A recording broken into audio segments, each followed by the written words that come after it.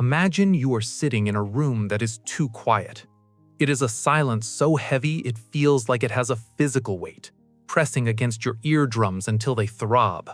This room is buried 300 feet under a mountain of solid granite, lined with lead and copper shielding to keep out the noise of the world, and eventually to keep out its screams. You aren't a soldier with a rifle, and you aren't a politician with a podium. You are the man who maintains the ghost in the machine. You are the lead systems architect for the Global Integrated Strike Network. For 20 years, you've been the one who ensured the wires didn't fray and the code didn't glitch. You were the guardian of the world's most dangerous secret, that the power to end everything was consolidated into a single, elegant interface. You didn't wake up that morning planning to be a monster. You woke up feeling a profound, soul-crushing weariness. You looked at the news feeds, the same bickering, the same greed, the same slow-motion car crash of a civilization that refused to hit the brakes. You convinced yourself that the world was a terminal patient, and you were the only one brave enough to provide them mercy. You sat at your console, your fingers hovering over a keyboard that cost more than a private jet. You entered the sequence. It wasn't a big red button like in the movies. It was a series of commands that looked like poetry in a dead language. You watched the progress bars fill with a strange, detached curiosity. When the final confirmation popped up, asking if you were sure you wanted to execute the Omega Protocol, you didn't hesitate. You clicked yes. In that moment, you felt a surge of electricity through your fingertips, a phantom spark that told you the signal had left the mountain. Across the globe, in dark silos and submerged hulls, the world's hidden arsenal woke up. You sat back and watched the primary monitor. Thousands of white lines began to arch across the digital map, looking like the delicate silk of a spiderweb being spun over the continents. You locked the vault door. You were safe. You had enough canned air and synthetic protein to last 3 lifetimes. You thought you had won. You thought you had given the Earth a chance to breathe again. The first few weeks were a blur of observation. You had access to the high-altitude reconnaissance satellites, hardened eyes in the sky that the pulses couldn't blind. You watched the Great Gray. That's what you called the clouds of ash and debris that rose like a shroud over the northern hemisphere. You watched the cities stop glowing at night. New York, London, Paris, Tokyo. They flickered and went out like candles in a draft. You told yourself it was necessary. You told yourself the silence was peace. But then the cameras started picking up the movement. You zoomed in on the ruins, expecting to see nothing but shadows. Instead, you saw the struggle. You saw people crawling out of the subway tunnels, their clothes tattered, their skin raw and peeling from the invisible fire in the air. You watched a group of people in what used to be a suburb of Chicago. They were trying to dig into the frozen, poisoned ground with their bare hands, looking for anything: a potato, a root, a scrap of discarded trash. You saw a mother trying to shield her child from the black rain that fell from the soot-clogged sky. The rain wasn't water. It was a slurry of charcoal and poison that stained everything it touched. You watched them starve. You watched the way the human body begins to consume itself when there is nothing left to give. First the fat goes, then the muscle, then the very will to move. You sat in your climate-controlled room eating a bowl of hot stew, and you watched a man on the screen trade a gold wedding ring for a single bottle of dirty, lukewarm water. You saw the light leave their eyes long before their hearts stopped beating. The regret didn't hit you all at once. It leaked in like a slow poison. It started with a tremor in your hands. Then it moved to your chest, a cold, heavy lump that made it hard to draw a full breath. You realized you hadn't reset anything. You had just turned the world into a massive, slow-motion torture chamber. By the second year, the satellites were failing. The orbits were decaying, and the sensors were being pitted by space debris. The last image you saw before the screens went black was a group of children huddled in the skeleton of a burnt-out bus, sharing a single, moldy piece of bread.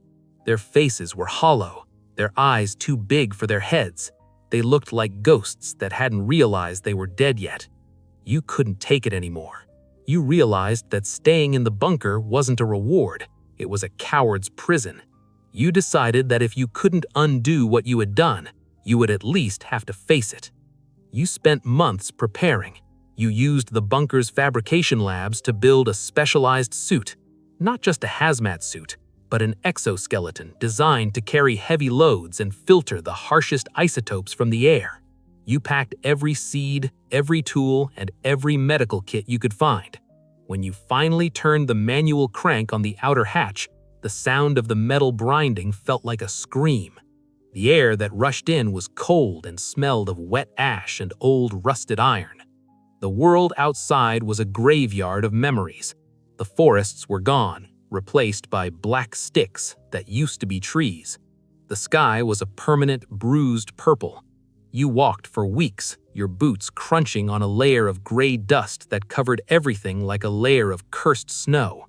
You were looking for those children. You were looking for anyone who was still fighting. You eventually found them in a valley that had been partially shielded from the worst of the winds. There were about 20 of them, led by an older boy who couldn't have been more than 15. They were living in a series of dugouts, their skin gray and their coughs deep and wet. They didn't trust you at first. You looked like a monster in your high-tech suit, a metallic demon from the world that had betrayed them. You didn't speak. You just opened your pack and took out a pressurized water filtration unit. You pumped clean, clear water into a plastic basin. They stared at it as if it were liquid diamond. When the first child took a drink and didn't retch, the wall of suspicion broke. You didn't go back to your mountain. You stayed. You became the mender.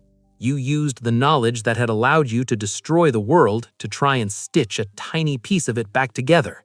You showed them how to test the soil for the hot spots and how to build raised beds filled with deep earth dirt that hadn't been touched by the rain.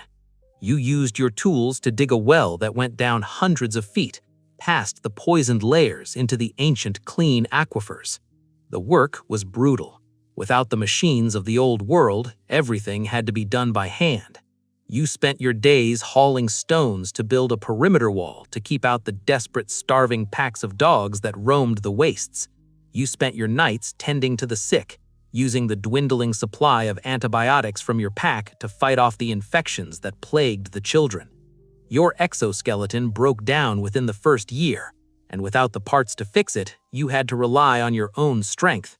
Your back grew crooked, your hands became a map of scars and calluses, and the constant exposure to the thin, toxic air turned your hair white and made your lungs feel like they were full of broken glass. But slowly, painfully, a city began to rise. It wasn't a city of glass and steel. It was a city of stone, clay, and hope. You built a central greenhouse using the reinforced glass you dragged from a nearby ruined laboratory. Inside that greenhouse, the first green shoots began to appear.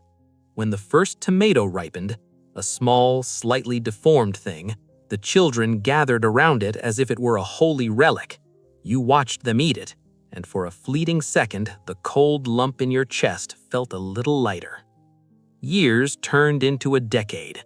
The small group grew as other wanderers found their way to the light of your valley. You taught the children to read using the few books you had saved. You taught them math, science, and history, though you left out the part about how the world really ended. You told them it was a great storm. You couldn't bring yourself to tell them that the man who taught them how to graft apple trees was the same man who had burned the orchards of the world. You lived in a small stone hut on the edge of the settlement. You watched the children grow into young men and women. They were strong, in a wiry, hardened sort of way. They knew how to survive in a world that hated them. They looked at you with a kind of reverence, the old man of the well who had brought them back from the brink. They would bring you extra portions of food or hand-woven blankets to keep your aching joints warm during the long, bitter winters. One evening, you were sitting on a bench outside the schoolhouse you had helped build. A young girl, no more than 6 years old, came up to you. She was holding a drawing she had made on a piece of flattened bark using charred sticks. It was a picture of a giant yellow circle over a sea of green. "What is that?" you asked, your voice a raspy whisper. "It's the sun," she said, her eyes wide with wonder. "Sarah told me that a long time ago, the sky wasn't gray. It said it was the color of the blue flowers in the greenhouse, and there was a giant light that stayed up all day and made you feel warm just by standing there. Is that true, old man? Was there really a giant light?" You looked up at the suffocating leaden clouds that had been your only ceiling for 10 years.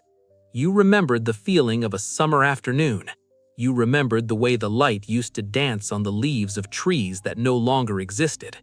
You looked at the girl, at her pale skin and the way she huddled into her tattered coat, and the weight of your regret finally crushed you. "Yes," you said, tears finally leaking from your clouded eyes. "It was true. It was the most beautiful thing you could ever imagine, and it was warm.